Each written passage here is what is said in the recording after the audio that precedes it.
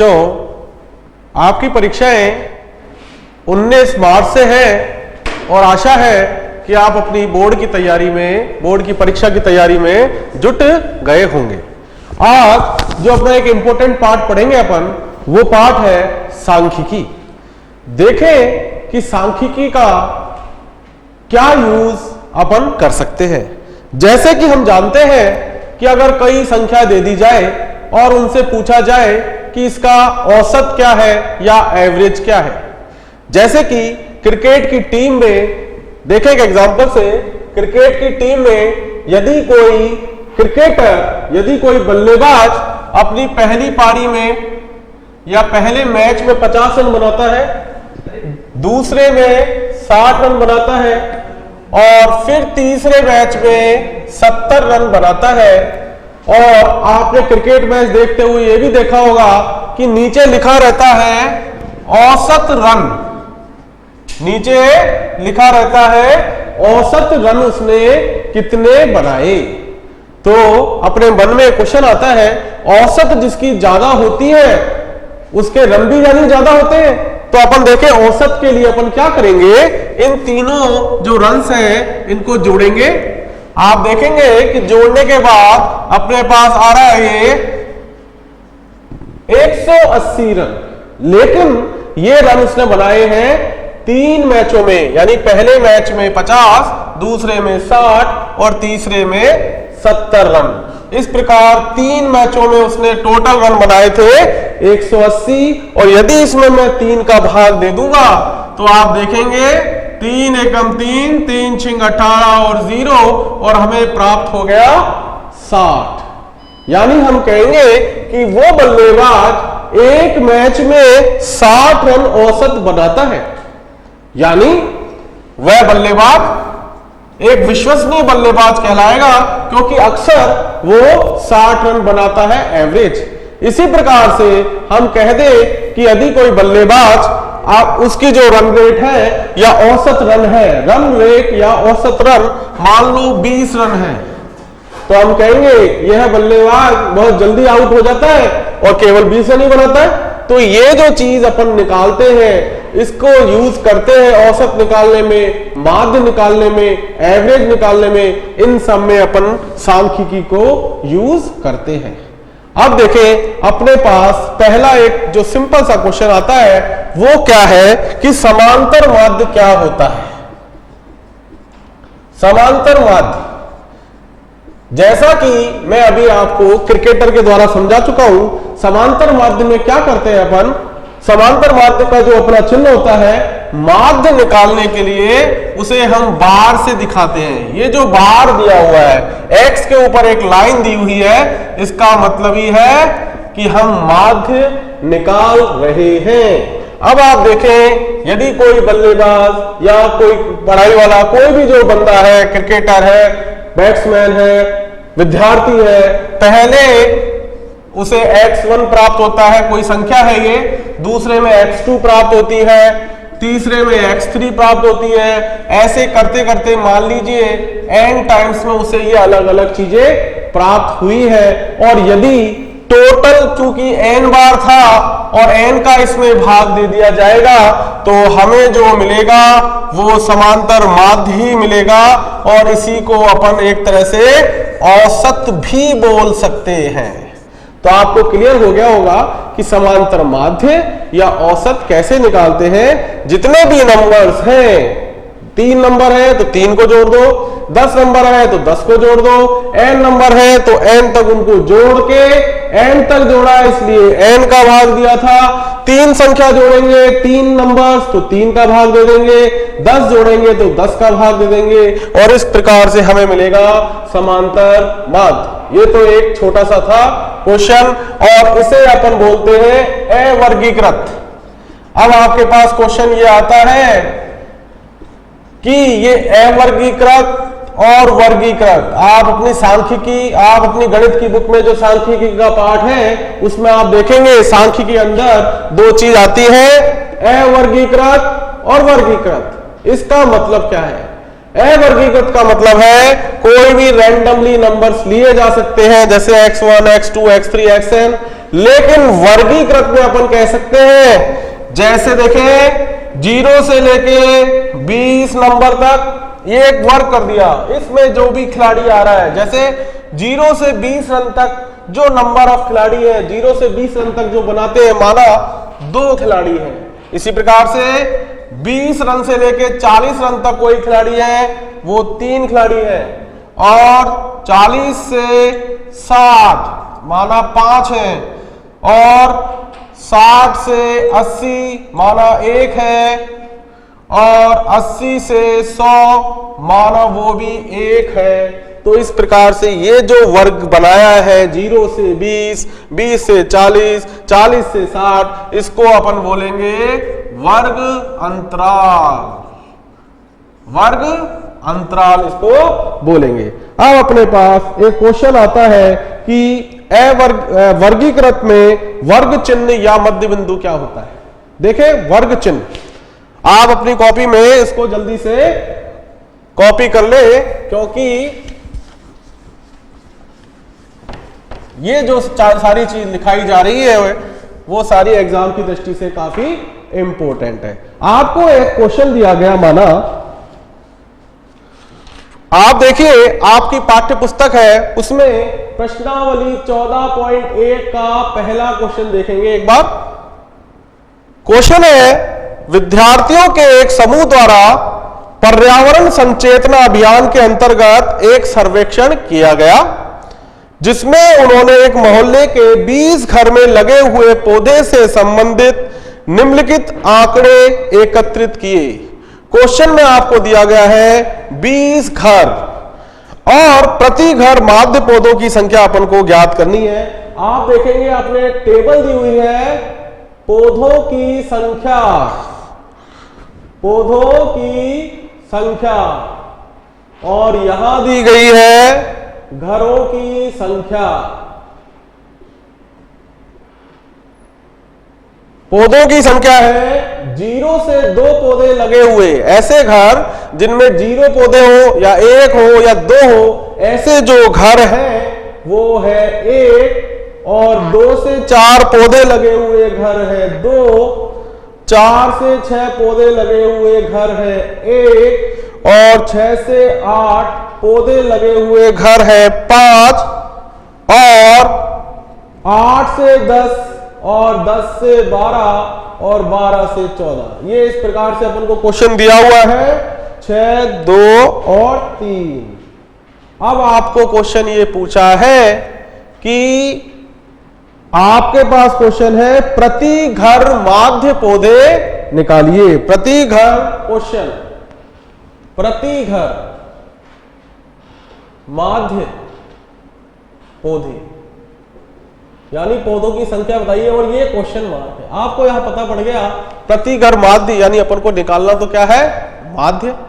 अब अपने पास क्वेश्चन आता है, अपन कौन सी ऐसी विधि है जिससे माध्य निकालेंगे। माध्य निकालने की अपने पास सामान्यतः 3 विधियां हैं। देखें कौन कौन सी वो विधियां हैं। पहली विधि है जिसे बोलते हैं प्रत्यक्ष विधि, डायरेक्ट मेथड। दूसरा है, ये है माध्य निकालने की विधियां। कौन कौन से सूत्र या कौन कौन से मेथड से अपन माध्य निकाल सकते हैं, उसकी विधियां हैं प्रत्यक्ष विधि। दूसरा है माध्य कल्पित विधि, और तीसरा है पग विचलन, स्टेप डेविएशन, जिसे इंग्लिश में बोलते हैं पग विचलन विधि। ये जो 3 विधियां हैं, इनमें से अपन किसी भी विधि से इसे निकाल सकते हैं, लेकिन अपना उत्तर भी करीब करीब वही आएगा। लेकिन अपन ऐसी विधि का यूज करेंगे जो इजी हो और जिससे अपनी कैलकुलेशन, गणना जल्दी हो जाए। देखें सबसे पहले आपके पास जो विधि आ रही है वो है प्रत्यक्ष विधि। पहली विधि अपन लेंगे प्रत्यक्ष विधि। देखें, अपने पास क्वेश्चन ये दे रखा है और प्रत्यक्ष विधि का फॉर्मूला क्या होता है वो भी आप देखें।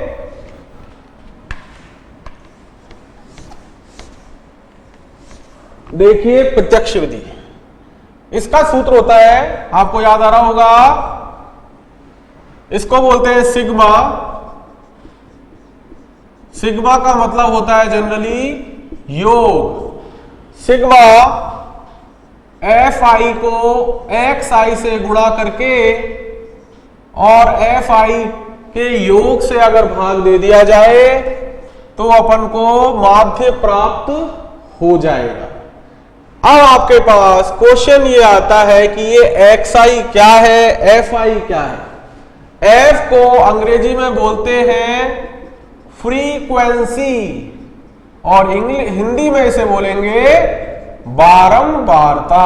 कोई चीज कितनी बार आ रही है, कोई चीज, जैसे कि ऐसे घर बताइए 0 से 2 जिनमें पौधे हैं तो अपन कहते हैं ऐसे घर है, एक ही, यानी एक ही घर है। और आप इधर देखिए 6 से 8 पौधे वाले घर है अपने पास 5, तो 5 घर आ रहे हैं ऐसे, तो इसकी बारंबारता हो गई 5।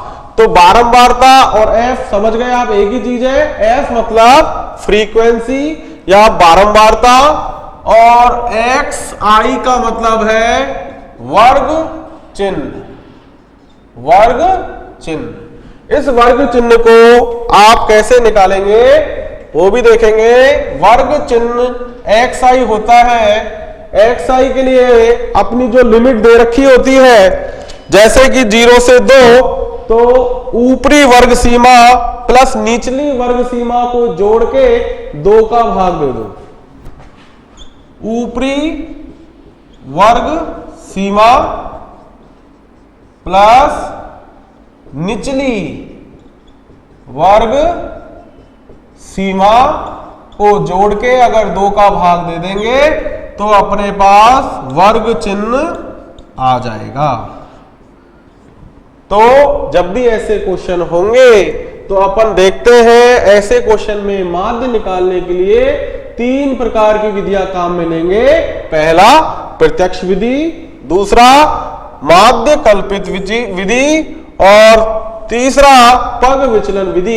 इनमें से ये दोनों विधियां ज्यादा काम में आती है और प्रत्यक्ष विधि अपन बता रहे हैं। प्रत्यक्ष विधि से माध्य कैसे निकाला जाता है तो आप देखें, उसका एक सूत्र हमने लिखा हुआ है एक्स बार। एक्स बार का मतलब है माध्य बराबर सिग्मा एफ आई एक्स आई, यानी एफ आई और एक्स आई को गुणा करो। यहां आई क्या है, आई है नंबर ऑफ टर्म्स। जैसे आई बराबर आप देखेंगे यहां 1 से लेके कहां तक जा रही है, तो आई बराबर इधर n लिख देंगे। जितने भी नंबर है, जैसे पहला 10 है तो 1 से लेके 10 तक, 20 है तो 1 से लेके 20 तक, 3 है तो 1 से लेके 3 तक। अब अपन क्वेश्चन करते हैं पहले विधि से, और उस विधि को अपन ने बोला है प्रत्यक्ष विधि। देखें इस क्वेश्चन को कैसे करेंगे। क्वेश्चन आप देख लें 14.1 आपकी बुक में जो एक्सरसाइज है उसका पहला क्वेश्चन आपको दे रखा है। और इसको करने के लिए सबसे पहले अपन को क्या निकालना होगा, तो ये जो घरों की संख्या है इसको आप एफ आई बोल सकते हैं। क्या, कितने घर हैं, बार बार कोई चीज आती है उसको बारंबारता बोलते हैं। और इसी के आगे अपन क्या लगाएंगे, एक्स आई यानी वर्ग चिन्ह। और मैंने आपको बोला था वर्ग चिन्ह कैसे लगाते हैं, ऊपरी सीमा, ऊपरी वर्ग की सीमा प्लस निचले वर्ग की सीमा करके 2 का भाग देना है। देखें इस वाले में ऊपरी है 2 प्लस निचली वर्ग सीमा है 0, दोनों को जोड़ के 2 का भाग दे देंगे तो अपने पास मिल गया 1। इसी प्रकार इस वाले में आप देखेंगे 2 + 4 या 4 + 2, इसमें 2 का भाग दे देंगे तो ये भी अपन को मिल गया 3।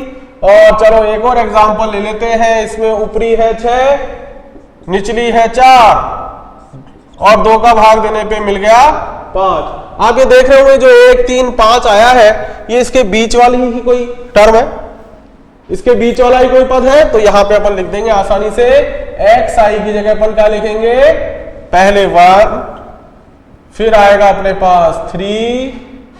यहां देखिए अपन मैं एरो ऐसे लगा रहा हूं क्योंकि अपन को ये गुणा भी करने पड़ेंगे, और 5, यहां आ जाएगा 7, और अब क्या आ जाएगा 9, और 10 और 12 के बीच में क्या आता है 11, 12 और 14 के बीच में क्या आता है 13। आपको अब पता पड़ गया होगा कि वर्ग सीमा या xi कैसे निकाला जाता है। क्योंकि अपने सूत्र में देखें क्या आ रहा है, fi को xi से गुणा करके उसमें fi का योग करके इसका भाग देने पे अपन को माध्य प्राप्त हो जाएगा। तो सबसे पहले तो मैं क्या करूंगा, fi xi, यदि i बराबर 1 है तो xi की जगह भी x1 हो जाएगा, यानी f1 x1 f2 x2। देखें 1 को 1 से गुणा करने पे क्या मिल रहा है, क्या मिल रहा है 1। 2 को 3 से गुणा करने पे क्या मिल रहा है, 2 को 3 से गुणा करने पे क्या मिल रहा है 6। 5 को 1 से गुणा कर दिया, फिर 5 7 35, 6 9 54, 11 दूनी 22 और 13 तिया 39। ये जो चीज आई है वो है fi xi। नीचे अपन लिख देंगे fi और xi का योग। ये जो सिग्मा लगाया है इसका मतलब होता है योग। आप इनको जोड़ेंगे तो आपको जोड़ने पे क्या मिल रहा है वो आप जोड़ के देखेंगे तो हमें मिलेगा ये 162। 7 5 12, 12 5 17, 4 21, 22 23, 23 और 9 32 का 2, 3 3 6, 5 11, 12 13 और 3 16। इस प्रकार से हमें मिला 162। तो ये जो चीज आई वो आई fi xi का योग। लेकिन सूत्र में हमें एक चीज और चाहिए और वो है fi का योग। देखें 3 4 5 9 6 15 16 17 और 3 20। वैसे ये जो fi दे रखी है आप देखेंगे आपके प्रश्न में प्रश्नकर्ता ने शुरू में ही दे रखी है कि 20 घरों में जब सर्वे किया गया तो हमें मिले पौधों की संख्या 0 से 2 वाले 1, 2 से 4 वाले घर 2। तो आपको ये जोड़ने की आवश्यकता नहीं है, फिर भी आप चाहें तो यहां से जोड़ सकते हैं। fi का योग आपको दे रखा है 20। अब अपन आ जाते हैं अपने सूत्र पे और अपना सूत्र क्या है वो आपको दिख रहा है, इधर देखेंगे आप। fi और xi का सिग्मा ऑफ fi में भाग देना है सिग्मा fi। आप देखते हैं वो आया 162। क्या है ये 162? तो आपको पता पड़ गया 162 fi और xi का सिग्मा है। इसमें भाग किसका देना है अपन को 20 का, क्योंकि ये जो चीज है वो है 20 और fi xi है 162। इस प्रकार जब अपन इसको काटेंगे तो अपन को मिलेगा ये 8.1। अपन को मिलेगा 8.1 और ये 8.1 ही अपना उत्तर है। आप इसका अभ्यास कीजिए। अभी और बताते हैं लेकिन लेते हैं एक छोटा सा ब्रेक।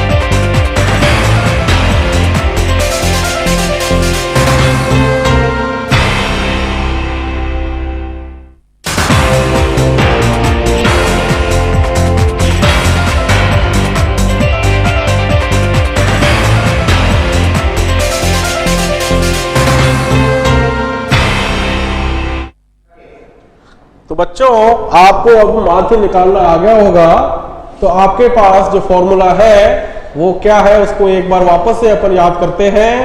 माध्य निकालने का जो प्रत्यक्ष विधि का फॉर्मूला है वो है सिग्मा एफ आई एक्स आई, इसमें भाग देना है सिग्मा एफ आई का। जरूरी नहीं है कि अपन माध्य की तीनों विधियों को प्रयोग में लें, लेकिन कई बार प्रश्नकर्ता कहता है कि कल्पित माध्य विधि से इसका निकालें, माध्य या प्रत्यक्ष विधि से निकालें।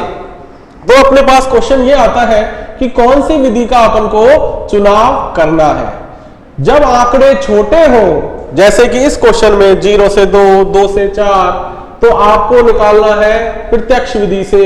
और जब आंकड़े बड़े बड़े हो तो अपन उसमें अजम्पशन करेंगे, माध्य निकालेंगे, कल्पित माध्य मानेंगे, यानी माध्य कल्पित माध्य विधि से उसे निकालने की कोशिश करेंगे। लेकिन अभी अपन एक और उदाहरण लेते हैं प्रत्यक्ष विधि का।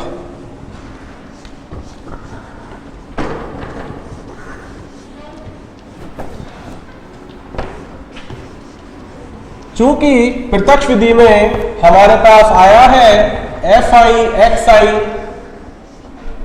यानी कि बारंबारता का इसमें यूज हो रहा है। देखिए आपकी बुक में एक और क्वेश्चन दिया हुआ है, प्रश्न 14.1 का प्रश्न दिया हुआ है 9, प्रश्न दिया हुआ है 9। जब आपको कहा जाए माध्य निकालिए तो आप किसी भी विधि से उसे निकाल सकते हैं जिसमें आपको लगता है कि मैं इस विधि से इस क्वेश्चन को अच्छी तरह कर पाऊंगा। जब तक आपको कहा नहीं जाए कि इसी विधि से करना है, जब तक आप कोई भी विधि लगा सकते हैं। देखें प्रश्न 9 आपको दिया हुआ है निम्नलिखित सारणी, आपके किताब में 14.1 में प्रश्न नंबर 9, निम्नलिखित सारणी 35 नगरों। अब इन्होंने दे दिया 35 नगरों, जैसे उसमें कहा था 20 घरों में 20 क्या था, एफ आई का योग, यानी बारंबारताओं का योग। तो आपको ये यहीं पे क्लियर हो गया कि एफ आई जो होगा वो होगा, एफ आई का जो योग होगा वो होगा 35। निम्नलिखित सारणी 35 नगरों की साक्षरता दर प्रतिशत में दर्शाती है, तो माध्य साक्षरता दर दर्शाइए या ज्ञात कीजिए। पूछा है माध्य यानी मीन, तो कैसे निकालते हैं, उससे पहले अपन लिखेंगे इन आंकड़ों को। साक्षरता क्या दिया हुआ आंकड़ों में, साक्षरता दर प्रतिशत में दिया हुआ है। दूसरा दिया हुआ है नगरों की संख्या, क्या दिया हुआ है, नगरों की संख्या। तो आप देखेंगे साक्षरता दर दी हुई है 45 से 55, क्या है 45 से 55 में ऐसे कितने नगर हैं, तो हम देख रहे हैं नगर है 3 और 55 से 65, 55 से 65 में जो घर आए हैं वो है 10। इसी प्रकार से आगे जो अंतराल बनाए गए हैं वो 10-10 के गैप में है, और वो दिया हुआ है 11 और 8, और अंतिम जो दिया हुआ है वो दिया हुआ है 85 से 95, और ऐसे जो नगर हैं वो है 3। आपने देखा अपने जो प्रश्न आया था उसमें ये दिया हुआ था कि ये जो चीज है वो क्या है, बारंबारता। और आप देखेंगे कि बारंबारता को अपन बोलते हैं फ्रीक्वेंसी, और इसका ये सिग्मा लगा दिया तो ये हो गया बारंबारता का योग। आप देखेंगे बारंबारता का योग क्या होता है, जो कि आपको प्रश्न में पहले ही दिया हुआ है 35, लेकिन अपन इसे चेक करते हैं ये सही है या नहीं। 10 और 3 13 और 11 24, 24 और 8 32 और 3 35। तो यहां पे आपका जो योग आया है वो है 35। इसके बाद अपना जो सूत्र आता है उसमें आता है एफ आई को गुणा करो एक्स आई से, यानी एक्स आई क्या है, एक्स आई है वर्ग चिन्ह। और आपको मैंने अभी बताया था वर्ग चिन्ह कैसे निकाला जाता है, तो आप देख रहे थे इससे पहले वाले क्वेश्चन में ऊपरी सीमा प्लस निचली सीमा बटा 2, इस प्रकार से वर्ग चिन्ह आ गया था 1। अब इसमें देखें ऊपरी सीमा क्या है 55, आप इधर कर भी सकते हैं, वर्ग चिन्ह वो हो जाएगा ऊपरी सीमा प्लस निचली सीमा बटा 2, और इस प्रकार हमें मिल गया 50। तो इस वाले में मिल गया अपन को 50, यानी इन दोनों के बीच में जो बिंदु आ रहा है, ऐसे ही आप इसको डायरेक्ट निकाल सकते हैं। यहां आ जाएगा 60 और यहां आ जाएगा 70, फिर 80 और फिर आ जाएगा लास्ट में 90। ये जो सारे आंकड़े आ रहे हैं वो है xi के। अपने सूत्र के अनुसार अपन को क्या करना है, इस fi को xi से गुणा करके योग भी करना है। तो पहले अपन करते हैं fi को xi से गुणा, और देखें क्या आता है। जब इन दोनों को गुणा करेंगे तो 50 को 3 से गुणा करेंगे तो हमें मिलेगा 150, 60 को 10 से गुणा करेंगे तो हमें मिलेगा 600, 70 को 11 से गुणा करेंगे तो हमें मिलेगा 770, और 80 को जब 8 से करेंगे तो मिलेगा 640, और 90 को जब 3 से करेंगे तो हमें मिला 270। तो इस प्रकार से हमें ये एक तीर जरूर लगा देना, जिससे आपको याद रहेगा कि हमने ये गुणा कर लिया है। अब अपना जो सूत्र है उसमें ये था सिग्मा fi xi। सिग्मा मतलब योग करो, fi xi को गुणा करने के बाद तो हमें जो fi xi मिला हम उसका योग करते हैं। तो देखें क्या मिलता है।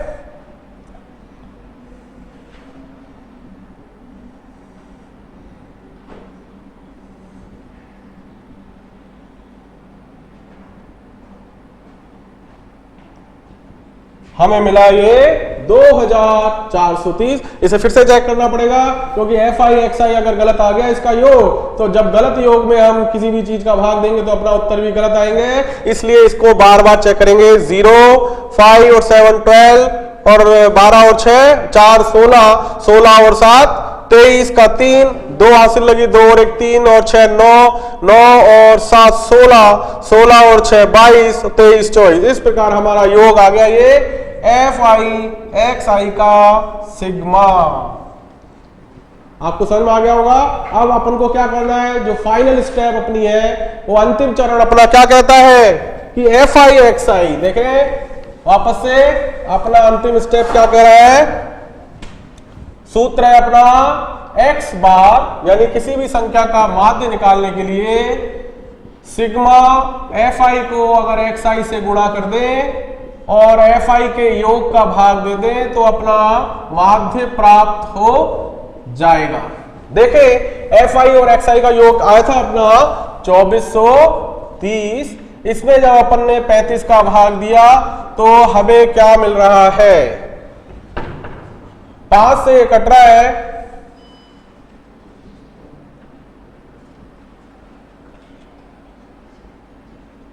और 486 में अब 7 का भाग आप दे सकते हो तो हमें मिलेगा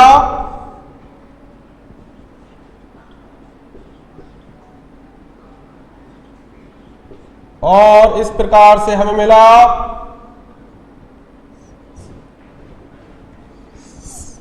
69.4। और इन क्वेश्चन के आंसर के बाद हम लगाएंगे हमेशा लगभग। इन क्वेश्चन के आंसर के बाद हम हमेशा लगाएंगे लगभग, क्योंकि अपना जो आंसर है वो पॉइंट्स में आ रहा है। इस प्रकार से चूंकि ये जो 69.4 आ रहा था ये साक्षरता दर प्रतिशत में है, इसलिए हम इसको भी बोलेंगे कि ये भी प्रतिशत में ही होगा। तो बच्चों आपको वापस से एक बार याद दिला देता हूं कि माध्य निकालने के लिए प्रत्यक्ष विधि का प्रयोग कैसे किया जाता है। प्रत्यक्ष विधि के लिए हमें पहले क्वेश्चन दिया जाएगा, उस क्वेश्चन को देखते ही हम देखेंगे कि इसमें प्रत्यक्ष विधि लगाएं या माध्य कल्पित विधि लगाएं। माध्य कल्पित विधि के बारे में अपन आगे के सेशन में चर्चा करेंगे। प्रत्यक्ष विधि में जब आंकड़े छोटे हों और गुणा करने में आसान हो तो अपन प्रत्यक्ष विधि का प्रयोग कर सकते हैं। प्रत्यक्ष विधि का सूत्र है fi xi के सिग्मा में सिग्मा fi का भाग दे देंगे तो हमें माध्य मिल जाएगा। क्वेश्चन जब अपन को दे रखा होगा तो सबसे पहले अपन निकालेंगे वर्ग चिन्ह। वर्ग चिन्ह इस वर्ग अंतराल से ही आएगा। वर्ग अंतराल जो भी होता है इन दोनों को जोड़ के 2 का भाग देंगे तो हमें वर्ग अंतराल मिल गया। अब जैसे 55 और 65 को जोड़ा तो हमें मिल गया 120, 120 में 2 का भाग दिया तो हमें मिल गया 60। इसी प्रकार से 65 और 70 को जोड़ा, 2 का भाग दिया तो हमें मिल गया 70।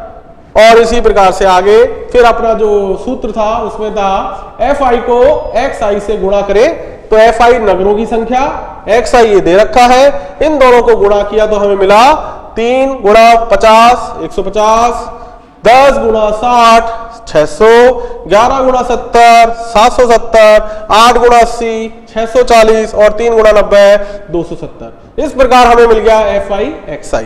अब अपन कर देंगे इस fi xi का योग जो कि आया 2430।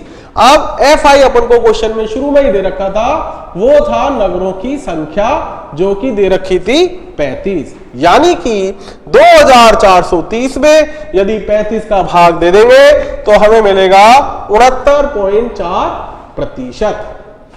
अब देखें एक और क्वेश्चन जो आपकी बोर्ड की परीक्षा में पिछले 2-3 सालों में भी पूछा गया है।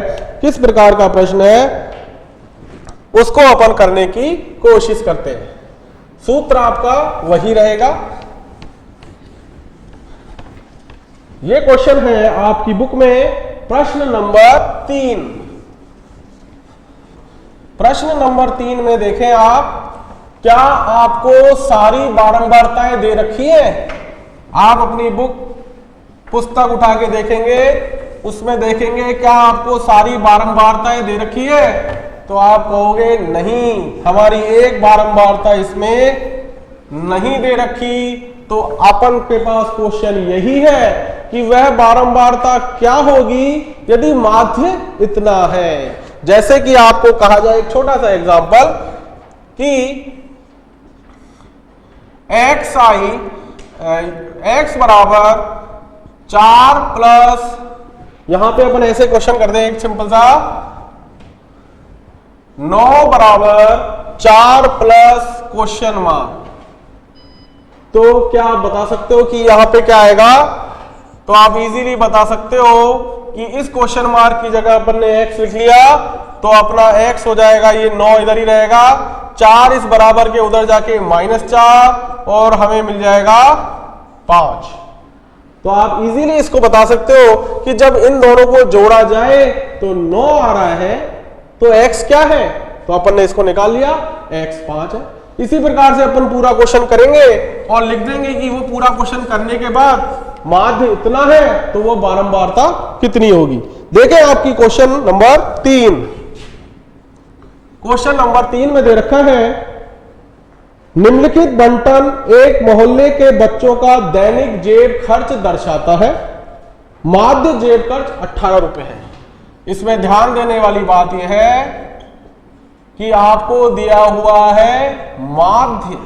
अभी तक तो अपन माध्य निकाल रहे थे, अब इसने दे दिया माध्य, यानी इस माध्य को अपन यूज करेंगे। माध्य जेब खर्च है 18 रुपए, तो लुप्त बारंबारता यानी f अपन को क्वेश्चन लगा दिया, यानी क्या करनी है। देखें दैनिक जेब भत्ता,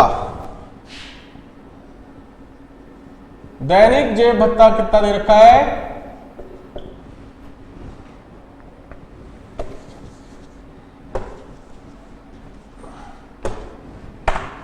दैनिक जेब भत्ता दे रखा है 11 से 13 रुपए।